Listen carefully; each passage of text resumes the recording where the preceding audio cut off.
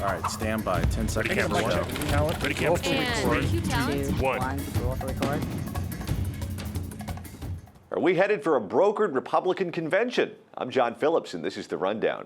According to the Washington Post, that's the scenario GOP leaders are prepping for to stop Trump from winning the nomination. The Post reports that Republican National Committee Chairman Reince Priebus and Senate Majority Leader Mitch McConnell listened as several longtime Republican power brokers argued if the controversial billionaire storms through the primaries, the party's establishment must lay the groundwork for a floor fight in which the GOP's mainstream wing could coalesce around an alternative candidate. No matter what happens in the primaries, if a nominee isn't selected on the first ballot at the convention in Cleveland, all bets are off and delegates are free to vote for whoever they want to. That's when the politics gets hot and heavy. And in this scenario, it worries candidates like Ben Carson and Donald Trump who know they're outsiders and would face the full weight of the establishment working behind the scenes against them. Trump went out of his way at the last GOP debate in Las Vegas to promise, again, that he won't mount a third-party bid if he doesn't get the nomination. But we can only imagine how he'll react if he's still the front-runner at that time and gets denied the nomination. Joining me to talk about all the controversy is author and political satirist Scott Ott. He's at his home studio in Dallas, Texas. Here in Southern California, stand-up comic, PJTV contributor Stephen Cruiser. Cruiser, the last time we had a brokered convention, I believe, was '76. They used to have them all the time back in the day. And the backroom deals, so that's really where the smoke-filled rooms were, on how these nominees got picked and who got to be the vice presidential nominee. I mean, that is really politics at its worst. I mean, not necessarily at its worst, but it's just, you know, a hand-to-hand combat sport. Yeah. Would the party stay unified if someone like Donald Trump had a plurality of delegates but not a majority and was denied the nomination? Or would this thing just break apart? It would really test the, you know, in the Tea Party era, in the primaries, especially whenever a Tea Party challenger was going against an incumbent who was very establishment, there was a lot of posturing and lecturing about how, well, if this is the will of the people, if this is what the people really want, if this is, you know, then you have to respect that because they're, you know, party unity, yay, yay, yay, yay, yay. And if Trump goes in there with a lot of support, which I'm not saying he will, they're going to have to like renege on all of that, and I think they should be taken to task for that. Here's what I really think about all of this.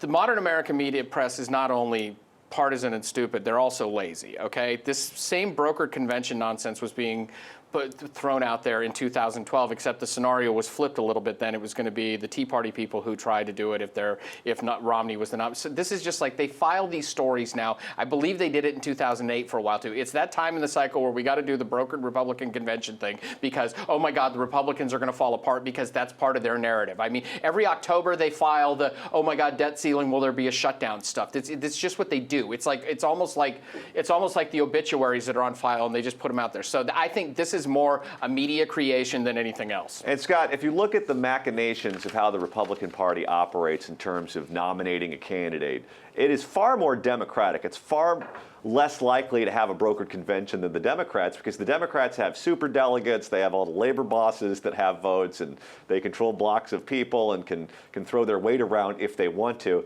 It's really much harder to do it on the Republican side, in my estimation. Your thoughts? I think you're right about that. And I also think something that a brokered convention, what that used to be called was a convention, because that's how things worked. You know, that was the normal process. If we didn't have the brokered convention, we would not have had Abraham Lincoln as president of the United States. Lincoln sat in his law office back home while his advocate was running around the convention in, I forget if it was Chicago or where it was held that year, but he was running around the convention going up to every little interest group that were supporting a particular candidate, and there were 4 or 5 of them at that time, and he was saying, look, I know who you're voting for on the first ballot, but if your guy doesn't get enough votes on the first ballot, can you make Abe Lincoln your second choice? And that's how Abe Lincoln got the nomination. Everybody said, yeah, he could be my second choice. This is a normal process. People actually send delegates to these conventions. It's not a popular vote process, believe it or not. And there ain't nothing wrong with the fact that a candidate who comes into the convention having captured maybe, I don't know, 20% of the vote in a large number of states to say, you know what, I should have a voice in the platform and I'd like to have some influence over the direction of the party because I represent a body of voters. Play with me with the numbers here. Let's say that Donald Trump wins a plurality but not a majority, and we have a brokered convention. Let's say he ends up with 35% of the available delegates. Okay. Then Ted Cruz, let's say, comes in second. He has 25%. And maybe Marco Rubio comes in third with 22%. Then everyone else gets the remaining delegates.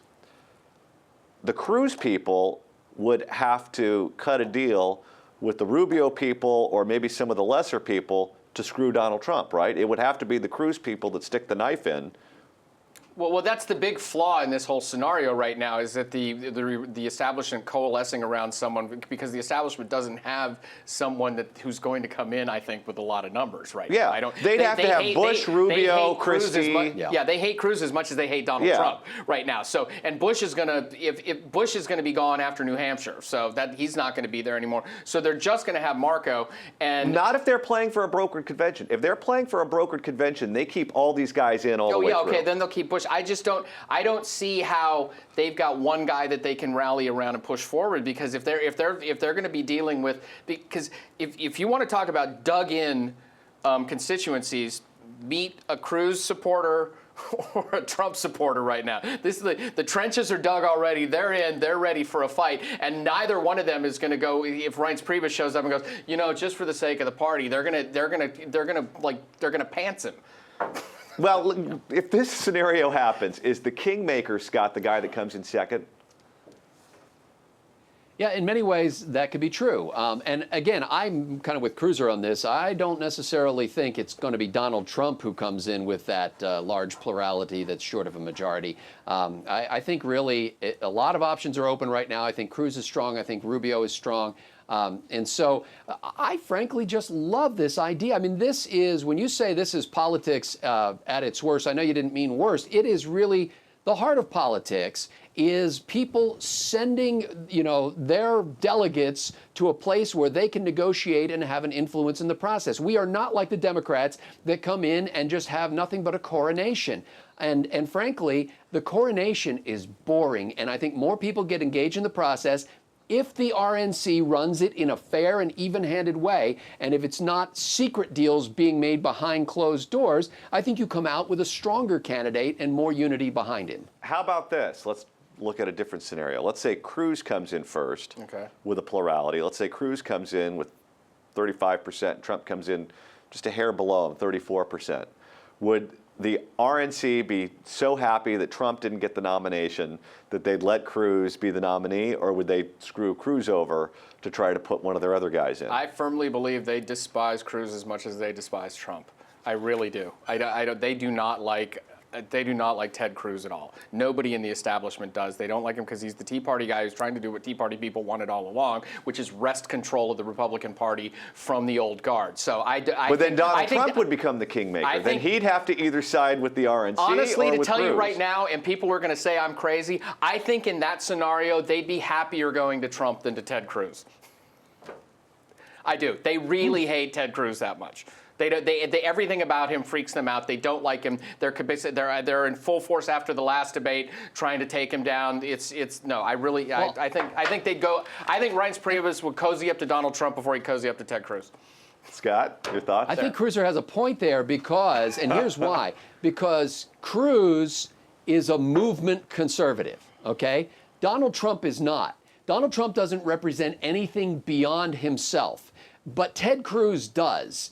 And if you make Ted Cruz sort of the nominal titular head of the Republican Party, as he would be for 1 or 2 terms in the presidency, he will have a flow of people that come in behind him. He will appoint people to judicial posts, and there will be people who will win legislative seats that are all after his image. And there's nobody else like Donald Trump, but there are lots of people out there like Ted Cruz, and he would love to bring them into Washington and just turn that city upside down. Disagree with one point where you said that Donald Trump represents nothing but himself. Donald Trump represents the American people on the issue of immigration. When none of the establishment types would stand up to the open borders crowd, Donald Trump was the first one to do it and do it forcefully. He's the man. He's going All to make right. America great again, buddy. But to Scott's go. point, putting people into little political positions after that, Trump doesn't have a whole big following out there that wants to do that. Cruz will start to bring in people. Trump won't. I don't think Trump cares about a legacy of transforming the Republican Party. Cruz definitely does, and I think that's what scares them. No Yes. question. All right, now it's your turn. What do you think? Is it dirty pool if the GOP establishment forces a compromised candidate to block Trump? Or is that just how the political game is played? Let us know your thoughts in the comment section below. I'm John Phillips. Thanks so much for watching The Rundown.